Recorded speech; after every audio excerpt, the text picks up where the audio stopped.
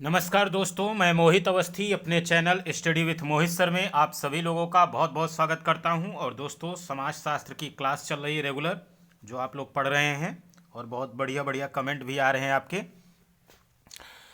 दोस्तों, उसी सीरीज को आगे बढ़ाते हुए एक प्रश्न देखते हैं। बहुत अच्छा प्रश्न है।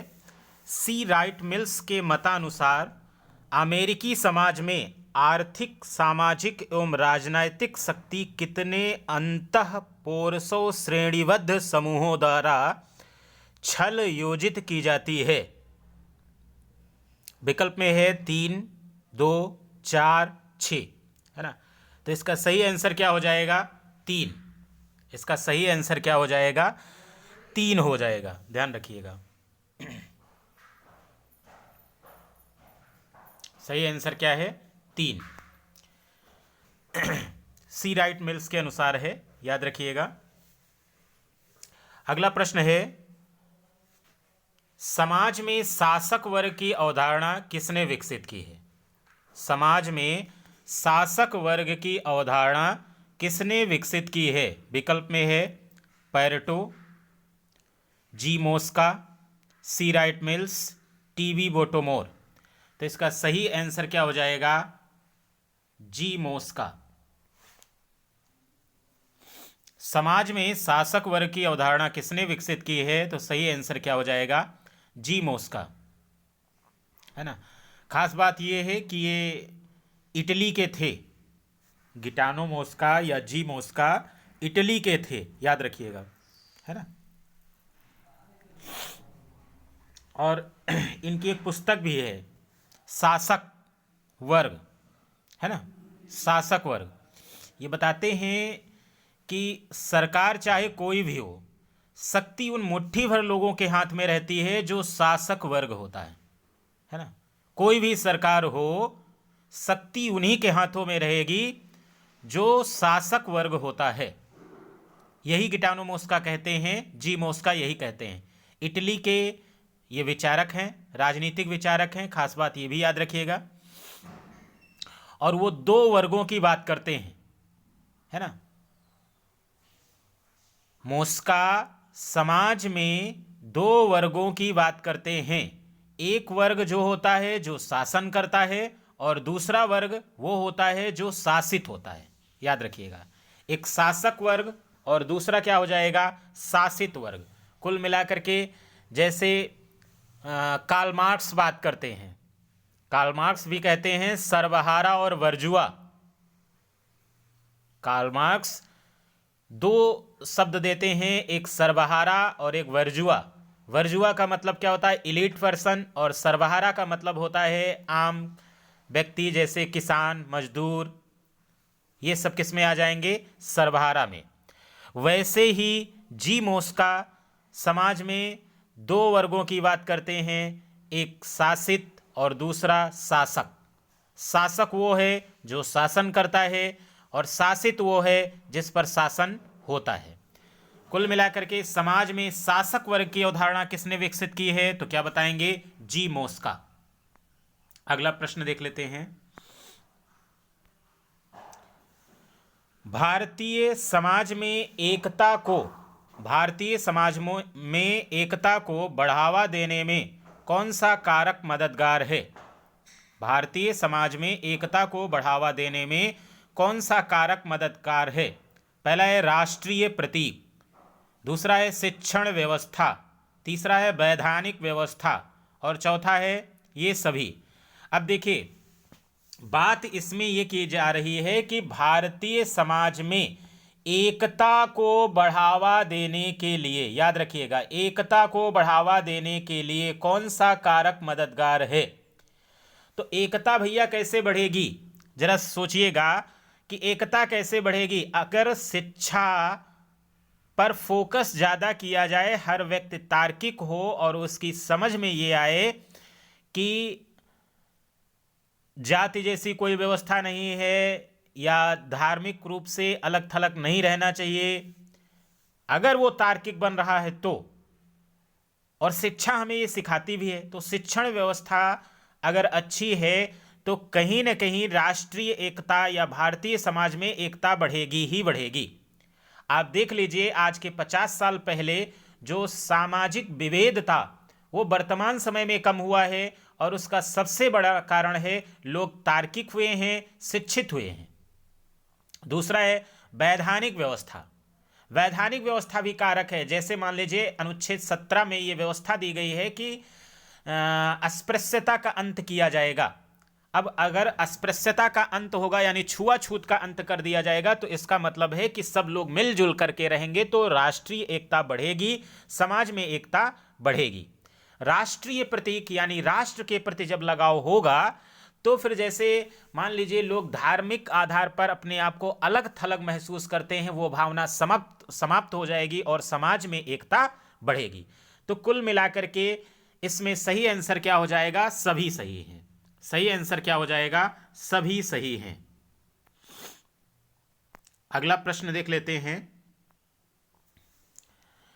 किसने द न्यूर ऑफ अफ्रीका पर अध्ययन किया है? किसने द न्यूर ऑफ अफ्रीका, किसने द न्यूर ऑफ अफ्रीका पर अध्ययन किया है? विकल्प में दिया हुआ है मेयर फोर्टिस, दूसरा है इवांस प्रिचार्ड, प्रिचार्ड लिखा है, तीसरा है लेविस स्ट्रास, और चौथा विकल्प दिया हुआ है एसएफ नाडल, है ना। तो इसका सही आंसर आपको क्लियरली पता है कि the near of Africa, the near of Africa पर अध्ययन किसने किया? इवांस प्रिचार्ड ने किया था। किसने किया था? इवांस प्रिचार्ड ने किया था। याद रखिएगा, इसका सही आंसर क्या हो जाएगा? इवांस प्रिचार्ड, है ना। अगला प्रश्न देख लेते हैं। टायलर की संस्कृति की परिभाषा में, टायलर की संस्कृति की परिभाषा में दो मूलभूत चीजें हैं जिन्हें सामाजिक जीवन में दूसरों के संपर्क में आने के दौरान सीखा जाता है। इसमें से एक है ज्ञान व दूसरा क्या हो जाएगा? कहने का मतलब यह है कि जो टायलर ने संस्कृति की परिभाषा दी है उसमें दो मूलभूत चीजें हैं। कितनी चीजें हैं? दो चीजें हैं जिन्हें सामाजिक जीवन में दूसरों के संपर्क में आने के दौरान सीखा जाता है। यानी सामाजिक जीवन में जब आप दूसरे के संपर्क में आएंगे तो वो चीजें सीखेंगे। इनमें से एक क्या है? ज्ञान, और दूसरा क्या हो जाएगा? दूसरा याद रखिएगा क्या होता है? क्षमता, है ना। यही दो मूलभूत चीजें बताते हैं। कौन बताता है? टायलर, है ना। तो इसका सही आंसर क्या हो जाएगा? विकल्प ए सही हो जाएगा। टायलर की संस्कृति की परिभाषा में दो मूलभूत चीजें हैं जिन्हें सामाजिक जीवन में दूसरों के संपर्क में आने के दौरान सीखा जाता है। इसमें से एक है ज्ञान और दूसरा हो जाएगा क्षमता। अगला प्रश्न देख लेते हैं। हेनरी मैन के अनुसार समाजों के बीच भेद का आधार क्या है? हेनरी मैन के अनुसार समाजों के बीच भेद का आधार क्या है? विकल्प देख लीजिएगा। विकल्प ए में है समानता, प्राधिकरण, नागरिकता, समानता, प्राधिकरण और नागरिकता। बी में है आंतरिक और यांत्रिक एकता। सी में है सामाजिक स्थिति और अनुबंध, और डी में है समुदाय और संघ, है ना। बात यहां पर की जा रही है हेनरी मैन। हेनरी मैन के अनुसार समाजों के बीच भेद का आधार, हेनरी मैन के अनुसार समाजों के बीच भेद का आधार क्या है? तो हेनरी मैन के अनुसार समाजों के बीच भेद का आधार दो चीजें हैं। एक क्या होता है? सामाजिक स्थिति, आपकी सामाजिक स्थिति क्या है, इसके आधार पर भी भेद किया जाता है, ये हेनरी मैन कहते हैं। दूसरा क्या हो जाएगा? अनुबंध। दूसरा क्या हो जाएगा? अनुबंध।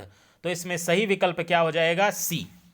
सही विकल्प क्या हो जाएगा? सी, सामाजिक स्थिति और अनुबंध। सही विकल्प क्या हो जाएगा? तो क्या बताएंगे? सामाजिक स्थिति और अनुबंध। अगला प्रश्न देख लेते हैं। जब कोई व्यक्ति समाज विरोधी व्यवहार को सीखता है तो उसे क्या कहते हैं? जब कोई व्यक्ति समाज विरोधी, याद रखिएगा, जब कोई व्यक्ति समाज विरोधी व्यवहार सीखता है तो उसे क्या कहते हैं? विकल्प ए में है नकारात्मक समाजीकरण, बी में है विसामाजीकरण, सी में है पूर्ण समाजीकरण और डी में है पूर्वाभासी समाजीकरण, है ना। देखिए, जब कोई व्यक्ति समाज विरोधी, अगर समाज विरोधी हैं तो आप नकारात्मक कार्य कर रहे हैं कि सकारात्मक? जाहिर सी बात है, आप अगर समाज विरोधी हैं या समाज विरोधी व्यवहार कर रहे हैं तो आप नकारात्मक कार्य कर रहे हैं, तो इसका मतलब क्या हो जाएगा? वो नकारात्मक समाजीकरण। जब कोई व्यक्ति समाज विरोधी व्यवहार को सीखता है तो उसे क्या कहते हैं? नकारात्मक समाजीकरण कहते हैं। क्या कहते हैं? नकारात्मक। विकल्प कौन सा सही हो जाएगा? ए। अगला प्रश्न देख लेते हैं। समाज की अवधारणा को समझने के लिए गेसलसाफ्ट शब्द का प्रयोग किसने किया? बहुत बढ़िया प्रश्न है, आपको पता भी है, एक दो बार नहीं कई बार रिपीट हो चुका है। समाज की अवधारणा को समझने के लिए गेसलसाफ्ट शब्द का प्रयोग किसने किया था? देखिए, आपको पहले से ही पता है कि गेमिनसाफ्ट और गेसलसाफ्ट शब्द का उपयोग टानीज ने किया था, है ना। गेमिनसाफ्ट और गेसलसाफ्ट शब्द का उपयोग किसने किया था? टानीज ने किया था। तो सही आंसर क्या हो जाएगा? विकल्प ए सही हो जाएगा। क्या सही हो जाएगा? ए। अगला प्रश्न देख लेते हैं। समाज शास्त्र की एक परिप्रेक्ष्य द्वारा पहचान है। समाज शास्त्र की एक परिप्रेक्ष्य द्वारा पहचान है जो निम्नलिखित में से किसको पूर्व भूमि में रखता है? समाज शास्त्र की एक परिप्रेक्ष्य द्वारा पहचान है जो निम्नलिखित में से किसको पूर्व भूमि में रखता है? विकल्प ए में है विलक्षण सामाजिक घटनाएं, बी में है सामाजिक अंतःक्रिया, सी में है संस्कृति और डी में है व्यक्ति। अब देखिए, समाज शास्त्र की एक परिप्रेक्ष्य द्वारा पहचान, समाज शास्त्र की एक परिप्रेक्ष्य द्वारा पहचान जो निम्नलिखित में से किसको पूर्व भूमि में रखता है? तो इसका सही आंसर क्या हो जाएगा? सामाजिक अंतःक्रिया, है ना। क्या हो जाएगा? सामाजिक अंतःक्रिया। तो विकल्प कौन सा सही हो जाएगा?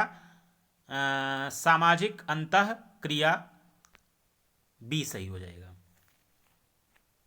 सही क्या हो जाएगा? बी। सामाजिक अंतःक्रिया क्या होती है? देखिए, याद रखिएगा, जब दो या दो से अधिक एक दूसरे से अभिप्रेरित होकर अर्थपूर्ण क्रिया करते हैं तब इसे सामाजिक अंतःक्रिया कहते हैं। जब दो या दो से अधिक व्यक्ति एक दूसरे से अभिप्रेरित होकर अर्थपूर्ण क्रिया करते हैं तब इसे सामाजिक अंतःक्रिया कहते हैं। जब दो या दो से अधिक व्यक्ति एक दूसरे से अभिप्रेरित होकर अर्थपूर्ण क्रिया करते हैं उसे ही क्या कहते हैं? सामाजिक अंतःक्रिया कहते हैं। अगला प्रश्न देख लेते हैं। किसने सामाजिक संरचना की मुख्य समूहों और संस्थाओं के रूप में संकल्पना की जो समाजों को संस्थापित करता है?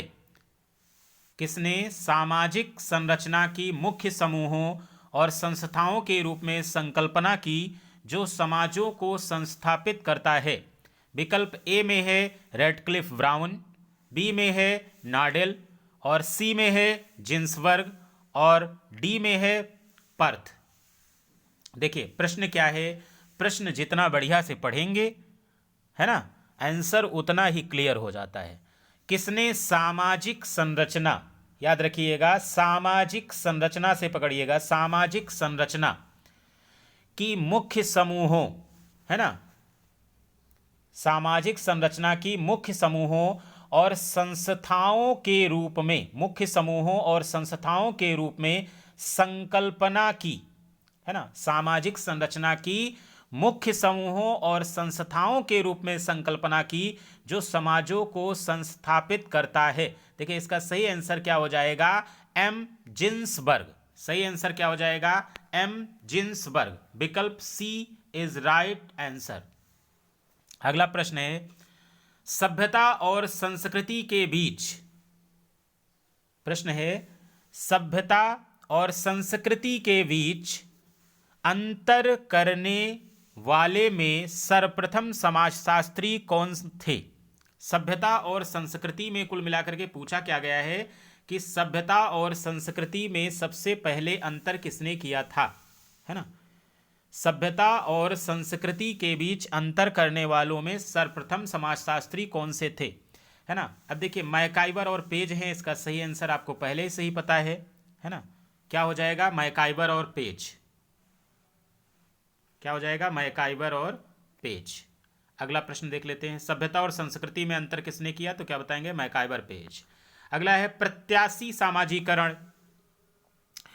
प्रत्याशी सामाजीकरण क्या होता है ना। प्रश्न यही तो पूछा गया है कि प्रत्याशी सामाजीकरण की अवधारणा निम्नांकित में से किसने दी, है ना। पहले से ही आपको पता है किसने दिया, मर्टन ने दिया। किसने दिया, मर्टन ने। प्रत्याशी सामाजीकरण की अवधारणा किसने दिया, तो क्या बताएंगे, मर्टन ने। अगला प्रश्न देख लेते हैं, अगला है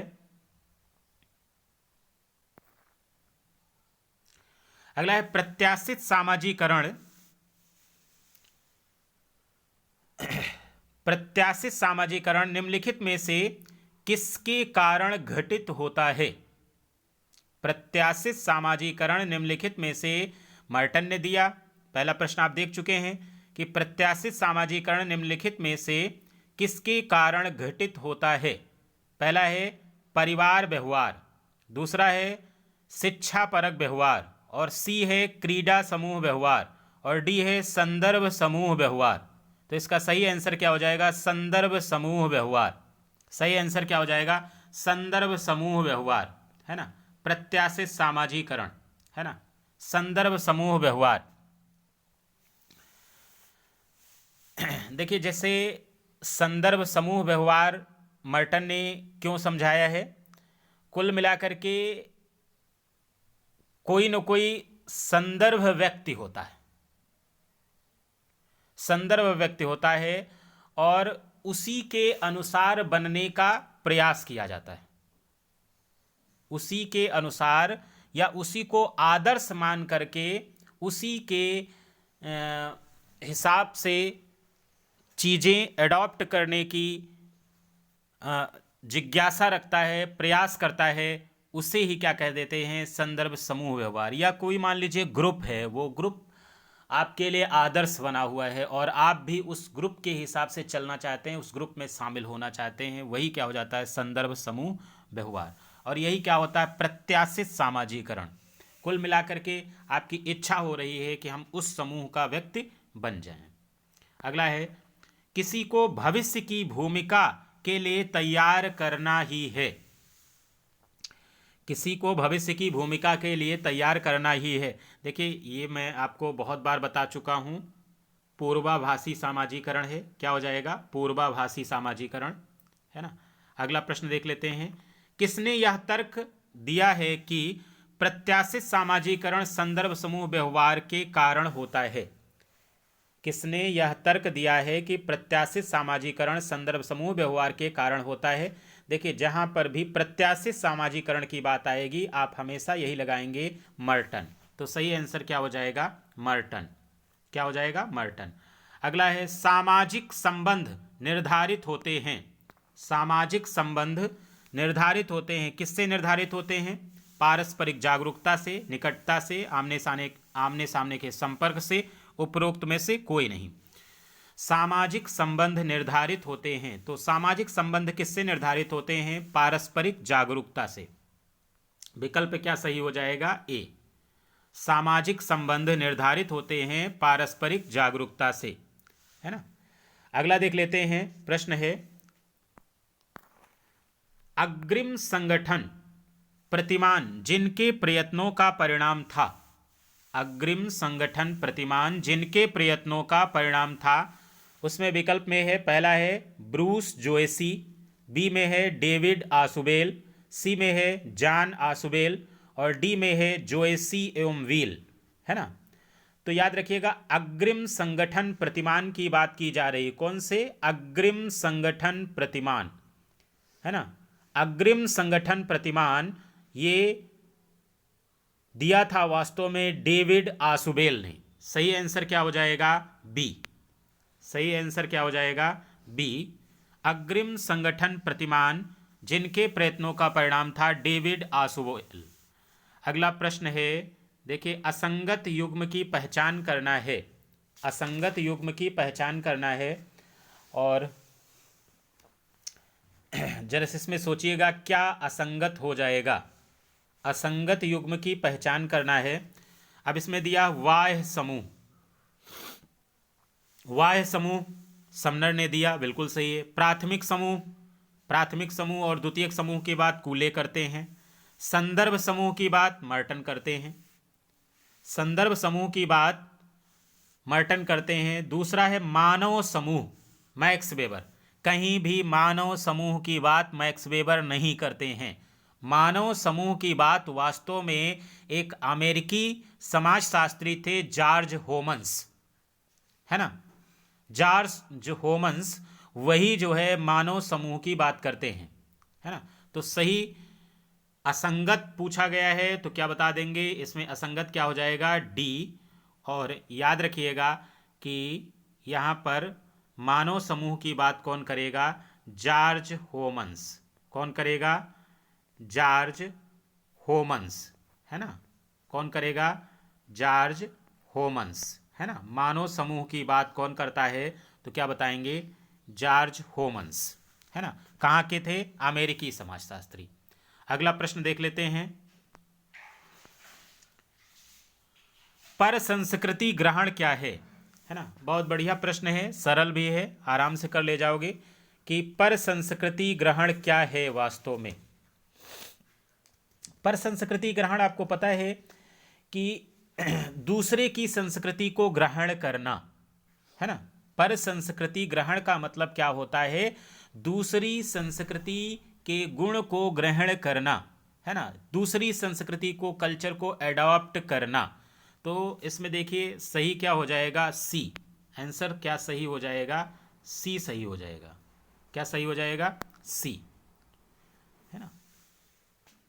अगला प्रश्न देख लेते हैं। और एक चीज याद रखिएगा कि ये जो पर संस्कृति ग्रहण है ना, जो पर संस्कृति ग्रहण है, इसमें दो चीजें होती हैं। या तो कोई व्यक्ति स्वेच्छा से या दबाववश दूसरी संस्कृति को ग्रहण कर लेता है। पर संस्कृतिकरण में याद रखिएगा स्वेच्छा से मतलब अपनी इच्छा है कि हमको ये संस्कृति अच्छी लग रही है, हमने ग्रहण कर लिया। दूसरा है दबाववश भी पर संस्कृति ग्रहण होता है ना। और एक चीज याद रखिएगा कि ये जो पर संस्कृति ग्रहण की अवधारणा है, इसको सबसे पहले रेडफील्ड, लिंटन और हर्स्कोविट्स, तीनों का नाम याद रखिएगा कि पर संस्कृति ग्रहण की अवधारणा सबसे पहले रेडफील्ड, लिंटन और हर्स्कोविट्स, तीन नाम याद रखिएगा। कौन कौन सा नाम है, रेडफील्ड, लिंटन और हर्स्कोविट्स। इनका एक संयुक्त शोध पत्र था, है ना। इनका एक संयुक्त शोध पत्र था, memorandum on the study of acculturation. Memorandum on the study of acculturation, ये 1936 की बात है। उसी में इन्होंने पर संस्कृति ग्रहण का प्रतिपादन किया था, याद रखिएगा। पर संस्कृति ग्रहण की अवधारणा का प्रतिपादन सबसे पहले रेडफील्ड, लिंटन और हर्स्कोविट्स के एक संयुक्त शोध पत्र memorandum on the study of acculturation, ये 1936 की बात है, में किया गया था। अगला प्रश्न देख लेते हैं। परिस्थिति समुच्चय की अवधारणा किसने दी। प्रश्न है परिस्थिति समुच्चय परिस्थिति समुच्चय की अवधारणा किसने दी। देखिए ये तो आपको पहले से पता है और रिपीट प्रश्न किया गया है कि परिस्थिति समुच्चय की अवधारणा आर.के. मर्टन ने दिया। परिस्थिति समुच्चय की अवधारणा वास्तव में किसने दिया था, आर.के. मर्टन ने दिया था। अब देखिए मर्टन क्या कहते हैं कि कोई अकेला व्यक्ति है, उसके पास विभिन्न परिस्थितियां होती हैं, है ना। जैसे कोई अकेला व्यक्ति है, मान लीजिए आप हैं, तो आपकी विभिन्न परिस्थितियां हैं। जो विभिन्न परिस्थितियां हैं, यानी एक हिसाब से एक परिस्थितियों का संकुल है या ग्रुप है, और उसी को मर्टन क्या कहते हैं? परिस्थिति पुंज या परिस्थिति क्रम। उसी को क्या कहते हैं? परिस्थिति पुंज या परिस्थिति क्रम कहते हैं। मतलब कई परिस्थितियां हैं, आपकी परिस्थिति संकुल हैं, एक ही व्यक्ति की कई परिस्थितियां हैं, उसी को परिस्थिति समुच्चय या परिस्थिति क्रम या परिस्थिति पुंज कौन कहता है? मर्टन कहते हैं। अगला प्रश्न देख लीजिएगा, अभी कुछ आपको और क्लियर हो जाएगा बढ़िया से। देखिए, राम एक प्रबंधकीय अफसर है। राम एक प्रबंधकीय अफसर है, किसी का बेटा है, किसी का पति है, किसी का पिता है, किसी क्लब का सदस्य है। यह उदाहरण किसका हो जाएगा? अब देखिए, यही क्या हो जाएगा? परिस्थिति सेट हो जाएगा। यही क्या है? परिस्थिति सेट है, या इसी को हम परिस्थिति पुंज भी कह सकते हैं। अब देखिए, राम की परिस्थितियां कई हैं। राम बेटा भी है, राम पति भी है, राम पिता भी है, किसी क्लब का सदस्य भी है। तो कुल मिलाकर के कई परिस्थितियां हैं, तो वही क्या कहलाएगा? परिस्थिति सेट कहलाएगा। और इसका प्रतिपादन किसने किया? रॉबर्ट मर्टन ने किया। अगला प्रश्न,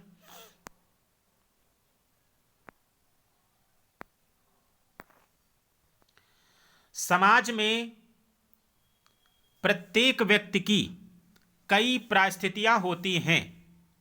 समाज में प्रत्येक व्यक्ति की कई परिस्थितियां होती हैं। एक व्यक्ति से जुड़ी विभिन्न परिस्थितियों को निम्नलिखित रूप में जाना जाता है।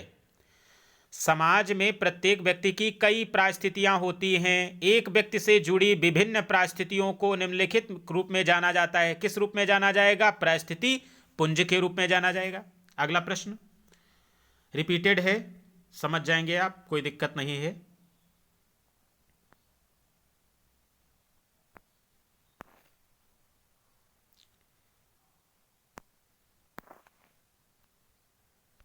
सही आंसर क्या हो जाएगा? सी। आंसर बता देते हैं, नहीं तो आप लोग कहेंगे कि आंसर छूट गया था, है ना। चलिए अगला देख लेते हैं। भूमिका के संग्रह को, अगला प्रश्न है, भूमिका के संग्रह को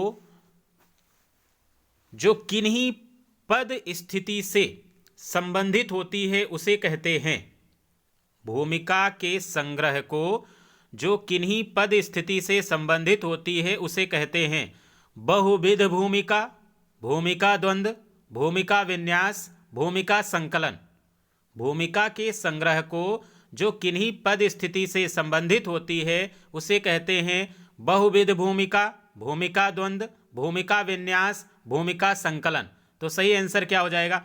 भूमिका के संग्रह को, भूमिका के संग्रह, संग्रह मतलब विन्यास, भूमिका विन्यास, उसी को क्या कहते हैं? भूमिका विन्यास कहते हैं। विकल्प कौन सा सही हो जाएगा? बी। अगला प्रश्न है, एक प्रदत्त सामाजिक स्थिति से मेल खाती, एक प्रदत्त सामाजिक स्थिति से मेल खाती भूमिकाओं का संग्रहण क्या कहलाता है? एक प्रदत्त सामाजिक स्थिति से मेल खाती भूमिकाओं का संग्रहण क्या कहलाता है? एक प्रदत्त की बात की जा रही, प्रदत्त सामाजिक स्थिति, एक प्रदत्त सामाजिक स्थिति से मेल खाती भूमिकाओं का संग्रहण क्या कहलाता है? इसी को क्या कहते हैं? भूमिका पुंज कहते हैं। क्या कहते हैं? भूमिका पुंज। सही आंसर क्या हो जाएगा? विकल्प ए सही हो जाएगा। अगला प्रश्न, सामाजिक प्रतिमान के रूप में बारंबार होने वाली, सामाजिक प्रतिमान के रूप में बारंबार होने वाले परिस्थिति के परिवर्तन को कहा जाता है। सामाजिक प्रतिमान के रूप में बारंबार होने वाले परिस्थिति के परिवर्तन को कहा जाता है। क्या कहा जाता है? परिस्थिति क्रम कहा जाता है ना। सीरियल हो ही जाएगा भाई, हो जाएगा कि नहीं हो जाएगा? क्या हो जाएगा? सीरियल की बात की जा रही है, उसी को क्या कहेंगे? परिस्थिति क्रम कहते हैं। मैंने क्या बताया? सामाजिक प्रतिमान के रूप में बारंबार, बारंबार होने वाले परिस्थिति के परिवर्तन, परिवर्तन हो रहा है तो क्रम होगा कि नहीं होगा? तो इसी को क्या कहेंगे? परिस्थिति क्रम कहते हैं। अगला है प्रश्न है शिक्षक पिता भाई इत्यादि प्रतिनिधित्व करते हैं। शिक्षक पिता भाई इत्यादि प्रतिनिधित्व करते हैं, किसका प्रतिनिधित्व करते हैं? यही क्या हो जाएगा? परिस्थिति समूह हो जाएगा, है ना। आप शिक्षक हैं, पिता भी हैं, भाई भी हैं, तो यही क्या हो जाएगा? परिस्थिति समूह हो जाएगा। इसी को क्या कहते हैं? परिस्थिति समूह। सही आंसर क्या हो जाएगा? सी। अगला प्रश्न देख लेते हैं। परिस्थिति कुलक भूमिका कुलक, परिस्थिति कुलक भूमिका कुलक एवं परिस्थिति अनुक्रम की अवधारणा को किसने प्रतिपादित किया था? परिस्थिति कुलक भूमिका कुलक एवं परिस्थिति अनुक्रम की अवधारणा को किसने प्रतिपादित किया? विकल्प में देखिएगा H.H. Hymen, R.K. Merton, Linton, नाडेल, है ना। ये जितनी भी चीजें हैं, परिस्थिति कुलक, भूमिका कुलक, परिस्थिति अनुक्रम, है ना, परिस्थिति समुच्चय, परिस्थिति पुंज, इन सब की बात कौन करता है? वास्तव में मर्टन करते हैं। कौन करता है? मर्टन। तो सही आंसर क्या हो जाएगा? सी। कौन सा विकल्प सही हो जाएगा? सी। अगला प्रश्न है निम्न वर्ग, प्रश्न है निम्न वर्ग संस्कृति डैश डैश का एक उदाहरण है ना। निम्न वर्ग संस्कृति डैश डैश एक उदाहरण है। अब देखिए ये क्या हो जाती है? वास्तव में एक उप संस्कृति होती है। तो यहां पर सही विकल्प क्या हो जाएगा? सही विकल्प क्या हो जाएगा? बी। सही विकल्प क्या हो जाएगा? बी। अगला प्रश्न देख लेते हैं। निम्नलिखित में से कौन सामाजिक संरचना का तत्व नहीं है? निम्नलिखित में से कौन सा सामाजिक संरचना का तत्व नहीं है? विकल्प ए में है भूमिका एवं परिस्थिति, बी में है उप संस्कृति, सॉरी सी में है उप संस्कृति, बी में है संस्थाएं और डी में है समूह एवं उपसमूह। पूछा प्रश्न ये है कि निम्नलिखित में से कौन सा सामाजिक संरचना का तत्व नहीं है? निम्नलिखित में से कौन सा सामाजिक संरचना का तत्व नहीं है? तो इसमें क्या हो जाएगा? उप संस्कृति जो होती है वो सामाजिक संरचना का तत्व नहीं है। बाकी देखिए संस्थाएं, भूमिका, परिस्थिति, समूह, उपसमूह, ये सब सामाजिक संरचना के तत्व होते हैं। लेकिन उप संस्कृति मैंने पहले ही बताया है निम्न वर्ग संस्कृति का एक उदाहरण है। उप संस्कृति जो होती है वो निम्न वर्ग संस्कृति का एक उदाहरण होती है। अगला प्रश्न देख लेते हैं। निम्न में से कौन सा तत्व सामाजिक संरचना से संबंधित नहीं है? ये कर चुके हैं आप लोग। निम्नलिखित में से कौन सा सामाजिक संरचना का तत्व नहीं है? निम्न में से कौन सा तत्व सामाजिक संरचना से संबंधित नहीं है ना। थोड़ा अलग है ये प्रश्न। निम्न में से कौन सा तत्व सामाजिक संरचना से संबंधित नहीं है?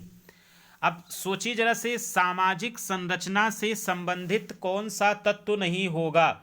इसमें जो विकल्प दिए हुए हैं पहले भी अभी जस्ट यही प्रश्न मैंने करवाया है। देखिए क्या सामाजिक प्रतिमान सामाजिक संरचना में नहीं होंगे? बिल्कुल होंगे, बिल्कुल होंगे। सामाजिक परिस्थिति भी सामाजिक संरचना का अंग है ना। सामाजिक भूमिका भी सामाजिक संरचना का तत्व है, लेकिन विचार से कोई मतलब नहीं। तो यहां पर सही आंसर क्या हो जाएगा? विचार। सही आंसर क्या हो जाएगा? विचार। अगला प्रश्न देख लेते हैं। एटिक और एमिक, बढ़िया प्रश्न है, इंपॉर्टेंट है, याद रखिएगा।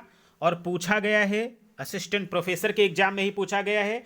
एटिक और एमिक संस्कृति का सिद्धांत किसने दिया है ना। ये केनेथ पाइक, है ना। किसने दिया था? केनेथ पाइक। विकल्प कौन सा सही हो जाएगा? बी। एटिक और एमिक संस्कृति का सिद्धांत किसने दिया है? केनेथ पाइक ने दिया है। अगला प्रश्न देख लेते हैं। टानीज के अनुसार पड़ोस एक है ना। किसके अनुसार बात की जा रही है? टानीज के अनुसार पड़ोस क्या हो जाएगा? समुदाय होगा कि सामाजिक समूह होगा कि प्राथमिक समूह होगा कि तृतीयक समूह होगा? अच्छा, टानीज तो यही मानते हैं कि जो पड़ोस है वो क्या है? समुदाय, है ना। टानीज मानते हैं कि पड़ोस क्या होता है? वास्तव में समुदाय है ना। तो सही आंसर क्या हो जाएगा इसका? ए। विकल्प कौन सा सही हो जाएगा? ए। अगला प्रश्न है श्रमिक संघ क्या है? श्रमिक संघ क्या है? अब देखिए श्रमिक संघ क्या होता है? एक संगठित हित समूह होता है। श्रमिक संघ क्या होता है? एक संगठित हित समूह होता है। अगला प्रश्न, लोक रीति की अवधारणा किसने दी है? लोक रीति की अवधारणा किसने दिया है?